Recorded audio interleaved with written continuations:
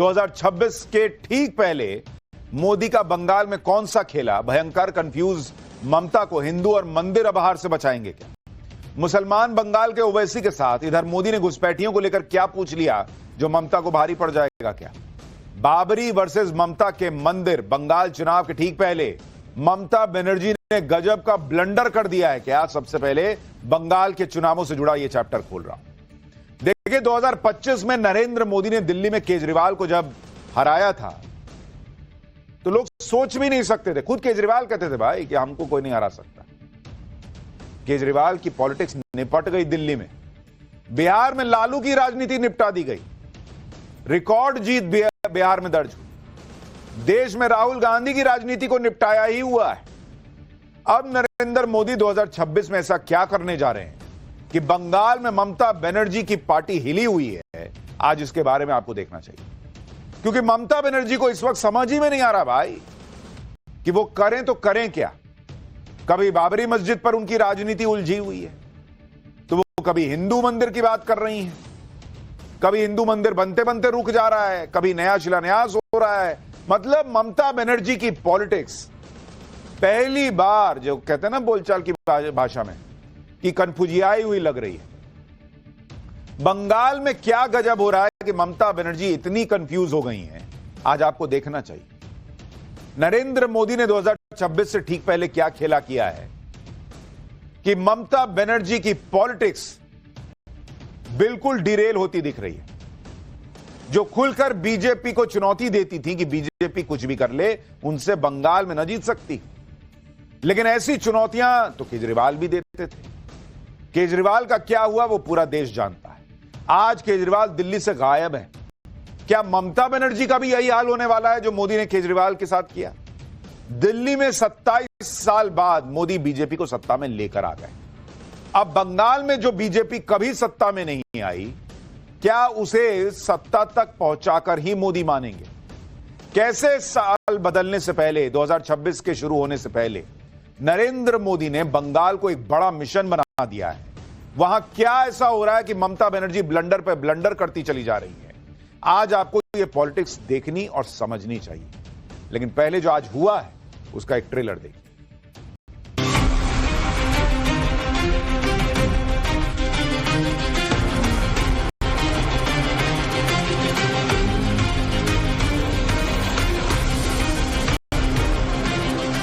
अगला चुनाव घुसपैठियों को निकालने के मुद्दे पर और घुसपैठ रोकने के मुद्दे पर लड़े जाने वाला है। जय मां दुर्गा, जय मां दुर्गा। बंगाल की हिंदुओं के हृदय पर घाव इतना गहरा बैठ गया है कि कोई मरहम काम नहीं आएगा। अब आपका जाने का समय तय होगा।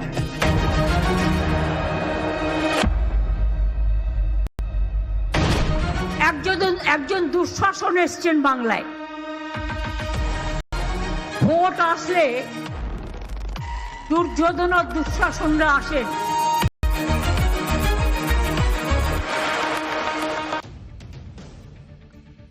बॉस, ठंड के मौसम में बंगाल की सियासत में आग लगी हुई है। बंगाल में गजब हो रखा है। ममता बनर्जी के बारे में कहा जाता है कि एक वक्त पर जय श्री राम के नारे से चिढ़ जाती थी। गाड़ी गुजर रही है, कोई जय श्री राम बोल दे तो गाड़ी रोक के क्या बोला, कौन बोला जय श्री राम जी, ऐसे चिढ़ जाती थी। उनके सामने जय श्री राम के नारे लग जाएं तो गाड़ी रोककर भिड़ जाती थी। वो राम मंदिर को मोदी का गिमिक बताया करती थी। लेकिन बंगाल में नरेंद्र मोदी ने ऐसा खेला किया कि वही ममता बनर्जी मंदिर पर मंदिर बनवाने में जुट गई हैं, जय मां दुर्गे के नारे लगा रही हैं। आप देखिए कि ममता बनर्जी, जिनके ऊपर यह आरोप लगता रहा कि भाई वो वोट बैंक की पॉलिटिक्स के लिए हिंदुओं को साइड करके रखती हैं, उनसे उस तरह से जुड़ नहीं पाती हैं, यह आरोप लगाती है बीजेपी। आज ममता बनर्जी की पॉलिटिक्स देखिए, मंदिर पे मंदिर बनाने की बात, जय मां दुर्गा के नारे लग रहे हैं। एक बार जरा देखिए, फिर आपको पूरी पॉलिटिक्स समझाता हूं। जय मां दुर्गा, जय मां दुर्गा, जय मां दुर्गा। সর্বধর্ম জিন্দাবাদ, সর্বধর্ম জিন্দাবাদ। ममता बनर्जी जय मां दुर्गा के नारे लगा रही हैं, लेकिन बंगाल चुनाव से ठीक पहले ममता बनर्जी बंगाल की बाबरी मस्जिद से दूर होकर हिंदुत्व के रथ पर सवार कैसे हो गए? पब्लिक सोशल मीडिया पर चर्चा कर रही है कि क्या परिवर्तन दिख रहा है कि बाबरी मस्जिद से दूरी और मंदिर की बात जय मां दुर्गा के नारे। आप देखिए ममता बनर्जी बंगाल में कैसे मंदिर पे मंदिर बनवा रही हैं, हिंदुओं के तीर्थों का विकास कर रही हैं। ममता बनर्जी ने कोलकाता में दुर्गा आंगन परिसर का शिलान्यास कर दिया। जनवरी के दूसरे हफ्ते में सिलीगुड़ी में महाकाल मंदिर की नींव रखने का ऐलान कर रही हैं। 5 जनवरी को हिंदुओं की तीर्थ गंगा सागर में पुल की नींव रखने वाली हैं। इससे पहले ममता बनर्जी ने दीघा में जगन्नाथ मंदिर का उद्घाटन कर दिया। यानी मंदिरों की बात ममता बनर्जी कर रही हैं। लोग पूछ रहे हैं कि इतने साल से बंगाल में राज में इतने मंदिर बनवाने का ये सुविचार जो है वो उनको अब आ रहा है।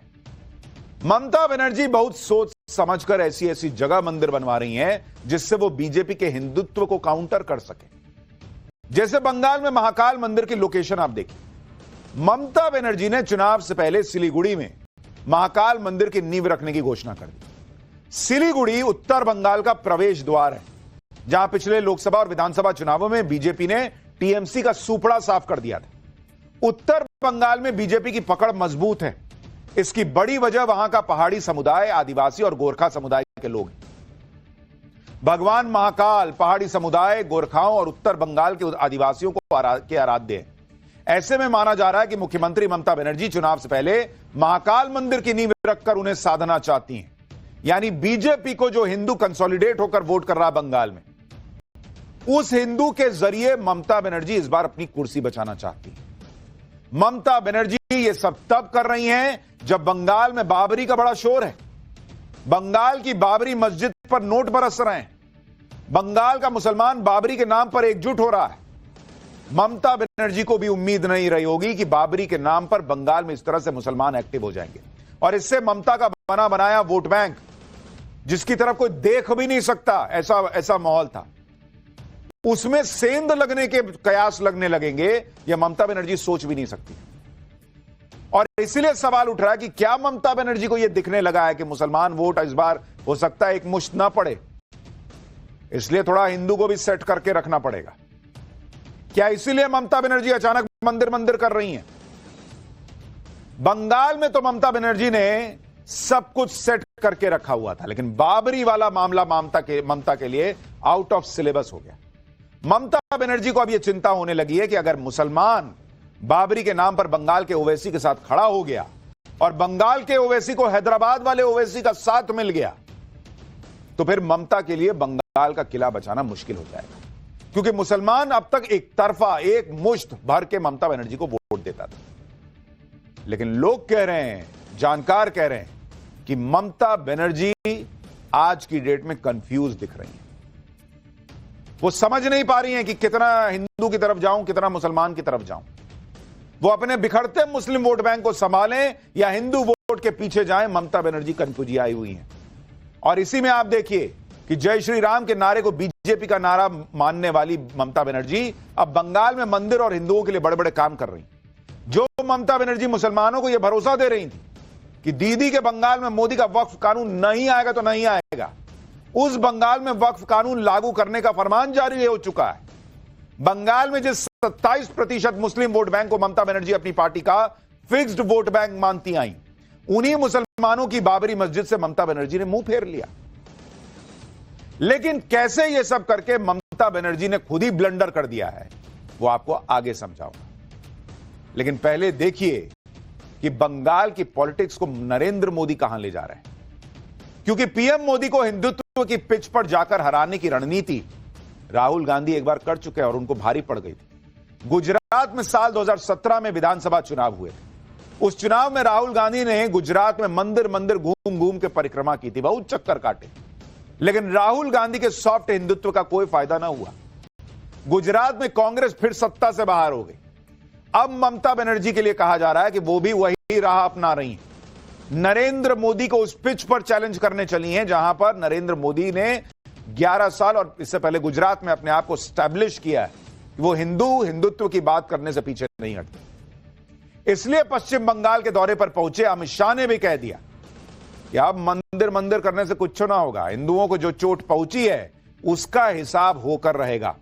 सुनिए नरेंद्र मोदी के सिपह सलार अमित शाह ने बंगाल में रहकर नरेंद्र मोदी का कौन सा मैसेज पहुंचा दिया है।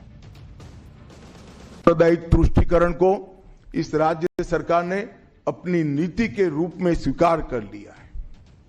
अब मरहम लगाने का प्रयास हो रहा है, मैं सुबह से देख रहा हूं, मगर अब मरहम लगाने से कुछ नहीं होता है। हृदय पर, बंगाल की हिंदुओं के हृदय पर घाव इतना गहरा बैठ गया है कि कोई मरहम काम नहीं आएगा। अब आपका जाने का समय तय हो गया है। यहां तक इंतहा कर दी। यानी मैसेज क्लियर है, नरेंद्र मोदी बंगाल के लोगों को याद दिला रहे हैं कि भाई अब हिंदू की बात हो रही है, इसके पहले हिंदुओं को जख्म मिले। बंगाल में पोस्ट पोल वायलेंस में क्या हुआ था लोग भूल थोड़ी गए होंगे। अमित शाह कह रहे हैं, भाई अमित शाह साहब कह रहे हैं कि ममता बनर्जी का मंदिर बनवाना हिंदुओं के जख्मों पर मरहम लगाने का प्रयास है, लेकिन बहुत देर हो गई। दरअसल बंगाल में बीजेपी हिंदुओं के साथ भेदभाव के मुद्दे पर ही ममता बनर्जी को घेरती आई। बंगाल में बीजेपी ने इसे ही सबसे बड़ा मुद्दा बनाया हुआ है। ममता बनर्जी पर मुहर्रम की वजह से दुर्गा पूजा विसर्जन पर रोक लगाने के आरोप लग चुके हैं। जय श्री राम के नारे को लगाने वालों को हिरासत में लेने के आरोप लग चुके हैं। महाकुंभ को मृत्यु का कुंभ बताने का बवाल हो चुका है। ममता बनर्जी के इसी तरह के बयानों को लेकर सालों से बीजेपी ने ममता बनर्जी की हिंदू विरोधी छवि बनाकर रखी है। अब अचानक से ममता बनर्जी मंदिर बनवाकर उस छवि को तोड़ने का प्रयास कर रही है। ममता के मंदिर बनाने पर बीजेपी ममता बनर्जी को घेर रही है। चर्चा हो रही है कि क्या ममता बनर्जी को समझ में आ गया है कि इस बार बंगाल में हिंदू का वोट कंसोलिडेट हो जाएगा और बीजेपी की तरफ चला जाएगा। बीजेपी के आरोपों का ममता बनर्जी भी जवाब दे रही है। कह रही है कि मुझ पर तुष्टीकरण के आरोप लगाए जाते हैं, लेकिन मैं किसी का तुष्टीकरण नहीं करती। मैं सच्ची सेक्युलर हूं। आप मुझे ऐसा कोई धर्म नहीं दिखा सकते जिसके कार्यक्रम में मैं ना जाती। ममता बनर्जी ने कहा कि जब वो गुरुद्वारे जाती हैं तो सिर ढकती हैं, तो फिर रोजा के दौरान ऐसा करने पर आपत्ति क्यों होती है। मंदिर के कार्यक्रम में शामिल होने पर ममता बनर्जी ने कहा कि वो यहां आई हैं इसलिए शॉल ओढ़े हुई हैं, क्योंकि धार्मिक कार्यक्रमों में हिंदू महिलाएं भी घूंघट या सिर ढकती हैं। यही हमारी संस्कृति है, हर धर्म के अपने नियम होते हैं। ममता बनर्जी ने बंगाल में बाबरी मस्जिद से मुंह फेरने का जो आरोप उन पर लग रहा है, उसके बीच ये सब किया है। वो बैक टू बैक मंदिर बनवा रही हैं और फिर चाह रही हैं कि लोग उन्हें सच्चा सेक्युलर माने। यही ममता बनर्जी की पॉलिटिक्स का कंफ्यूजन है। लोग कह रहे हैं कि भाई अगर आपको इतना सबके साथ रहना है तो बाबरी से मुंह क्यों मोड़ रही हैं, उस व्यक्ति को पार्टी से क्यों निकाल रही हैं, उन पर एक्शन क्यों हो रहा है। अगर सेक्युलर है तो बाबरी के साथ भी खड़े होइए। मंदिर बनवाने की बात हो रही है तो बाबरी की बात क्यों नहीं कर रही हैं आप कि बाबरी भी बनवाऊंगी। यही ममता बनर्जी का कंफ्यूजन दिखाता है। ममता बनर्जी की दुविधा यह है कि बंगाल के ओवैसी हुमायूं कबीर ने खुद को बंगाल के मुसलमानों का नया नेता घोषित कर दिया। एक तरफ बंगाल के मुसलमानों का ध्रुवीकरण बंगाल के ओवैसी की तरफ हो रहा है, तो दूसरी तरफ हिंदू वोट नरेंद्र मोदी के नाम पर एकजुट हो रहा है। ऐसे में ममता बनर्जी के हाथ से मुसलमान वोट भी चला जाएगा और हिंदू वोट भी नहीं बचेगा तो उनकी कुर्सी संकट में आ जाएगी। ऐसे में ममता बनर्जी की टेंशन घटाने के लिए घटाने का मोर्चा उनके भतीजे और टीएमसी सांसद अभिषेक बनर्जी ने संभाल लिया। अभिषेक बनर्जी ने बंगाल के ओवैसी हुमायूं कबीर को मंदिर मस्जिद की पॉलिटिक्स छोड़ने की नसीहत दी है।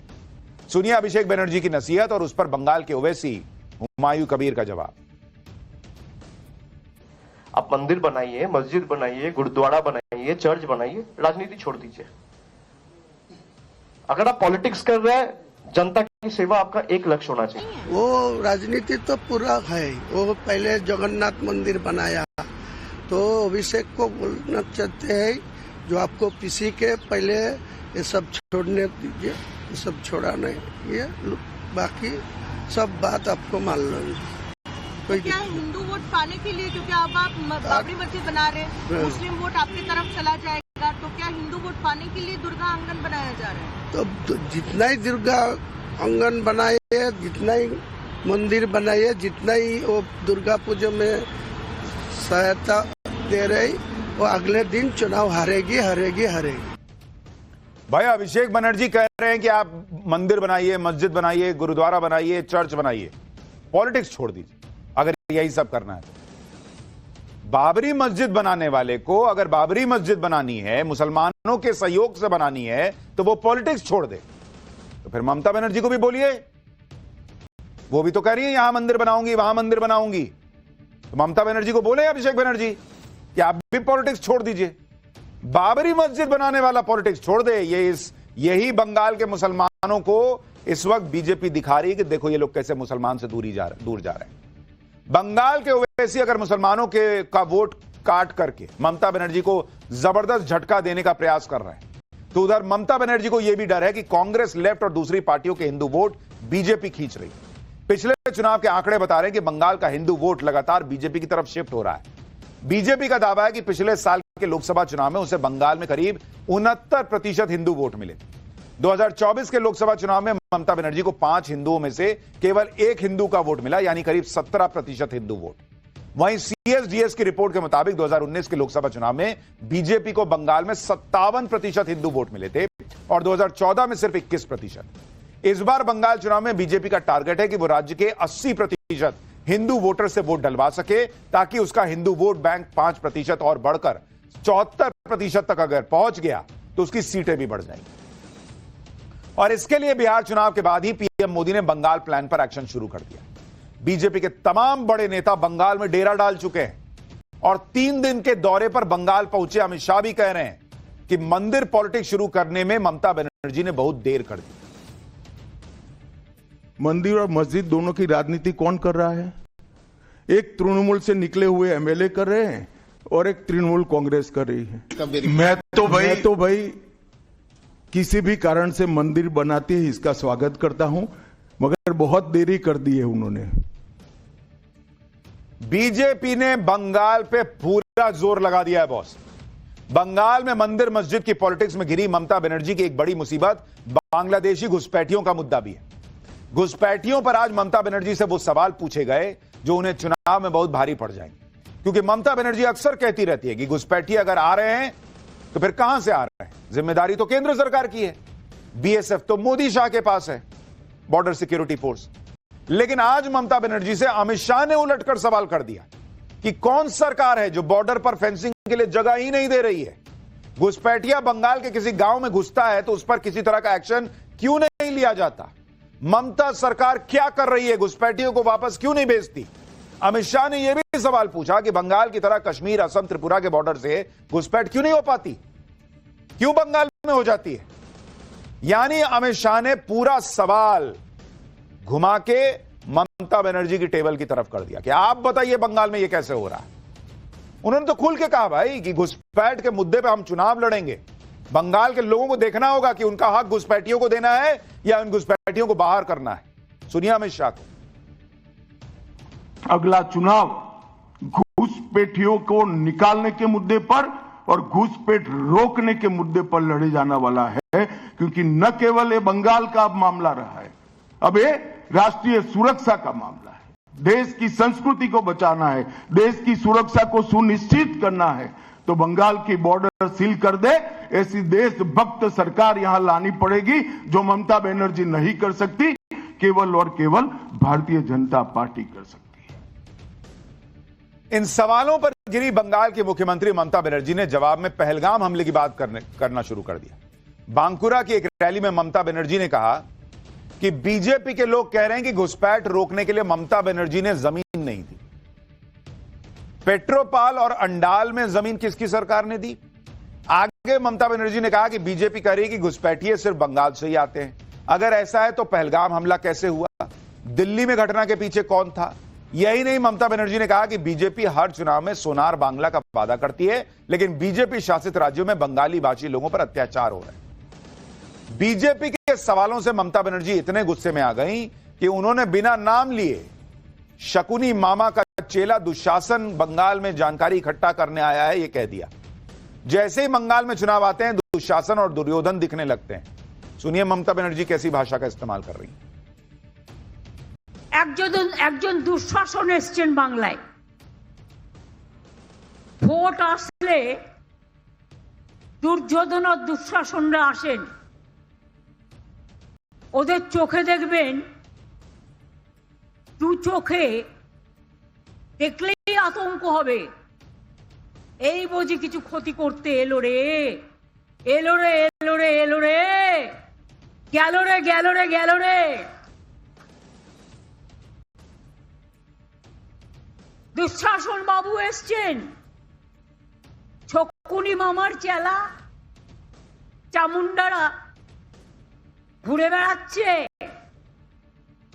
আর বলে বেড়াচ্ছে বাংলায় नाকি 1.5 কোটি লোকের नाम বাদ যাবে কেন? देखिए, ममता बनर्जी जिस तरह से भड़की हुई है ना, उससे साफ लग रहा है कि कहीं ना कहीं बंगाल में उनका मामला गड़बड़ हो रहा है। उनको भी लग रहा है, क्योंकि उधर ममता बनर्जी टेंशन में, इधर नरेंद्र मोदी बंगाल में ऐतिहासिक जीत के दावे ठोक रहे हैं। और यह दावा पिछले कुछ सालों में बंगाल में बीजेपी के बढ़ते जबरदस्त ग्राफ और कुछ सालों के चुनावी आंकड़ों से समझा जा सकता है। आप खुद देखिए कि साल 2014 के लोकसभा चुनाव में बंगाल में बीजेपी का वोट शेयर 17% था और चुनाव में उसको 2 लोकसभा सीट आई थी। 2016 के विधानसभा चुनाव में बीजेपी को 10% वोट मिले थे, 3 सीट आई थी। 2019 के लोकसभा चुनाव में बंगाल में बीजेपी का वोट शेयर 17% से बढ़कर सीधा 41% चला गया और 18 लोकसभा सीटें आई। इसी तरह 2021 के विधानसभा चुनाव में भी बीजेपी ने 38% वोट शेयर के साथ 77 विधानसभा सीटें जीती। पिछले साल हुए लोकसभा चुनाव में बीजेपी का वोट शेयर 39% रहा और उसे 12 लोकसभा सीटों पर जीत मिली। यानी बीजेपी अब बंगाल में ऑलमोस्ट 40% वोट शेयर के आसपास आकर रुक गई। अगर हिंदू वोट कंसोलिडेट हुआ और ममता का वोट, जो मुसलमानों का एक मुश्त वोट मिलता था, वो टूट गया, बट गया, बिखर गया, तो बंगाल में इस बार खेला हो सकता है।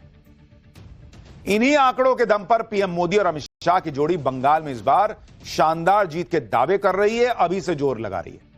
बंगाल में मार्च अप्रैल में चुनाव होने हैं, अभी 3-4 महीना है, लेकिन ये लोग अभी से लग गए और कहा जा रहा है कि ये तो अभी शुरुआत है, अभी तो बहुत खेला बचा है। बंगाल के सियासी हलचल की गूंज आज उस वक्त दिल्ली पहुंच गई जब कांग्रेस नेता अधीर रंजन चौधरी अचानक पीएम मोदी से मिलने पहुंच गए। अधीर रंजन चौधरी को लेकर अटकलों का बाजार इसलिए गर्म हो गया है क्योंकि कई मीडिया रिपोर्ट्स में उनकी कांग्रेस से नाराजगी के दावे किए जा चुके हैं और पिछले साल लोकसभा चुनाव में मिली हार के बाद उन्हें हाशिए पर बताया जा रहा है। टीएमसी ने बंगाल में इंडी गठबंधन टूटने के लिए अधीर रंजन चौधरी को ही वजह बताया था और चुनाव में हार के बाद अधीर रंजन चौधरी को बंगाल प्रदेश कांग्रेस अध्यक्ष पद से भी हटा दिया गया था। खुद पीएम मोदी ने भी संसद में चर्चा के दौरान तंज किया था कि कोलकाता से एक फोन कॉल पर उन्हें साइडलाइन कर दिया गया। ऐसे में पीएम मोदी के साथ अधीर रंजन चौधरी की मुलाकात को लेकर कई तरह की अटकलें लगने लगी, जिन पर अधीर रंजन चौधरी को ही विराम लगाना पड़ा और उन्होंने बताया कि बंगाली प्रवासियों के मुद्दे पर उन्होंने मुलाकात का वक्त मांगा था, मुलाकात हो गई। सुनिए अधीर रंजन चौधरी। तो इसलिए मैं प्रधानमंत्री जी को अपॉइंटमेंट मांगी और इत्तेफाक से मिल भी गए और चले भी गए। इसमें इधर उधर की कोई बात नहीं है भाई साहब, घुमा फिरा के कोई दर्शाने की कोई जरूरत नहीं है। तो बंगाल में अभी खेला और तेज होगा और यह भी मान के चलिए कि जब दिल्ली नरेंद्र मोदी ने जीत लिया, बंगाल बिहार जीत लिया, उसके पहले महाराष्ट्र हरियाणा जीत लिया, तो अब पूरा फोकस उस किले पर है जिसको बीजेपी चाहकर भी नहीं गिरा पा रही और वो है बंगाल का किला। पाठशाला में अब अगला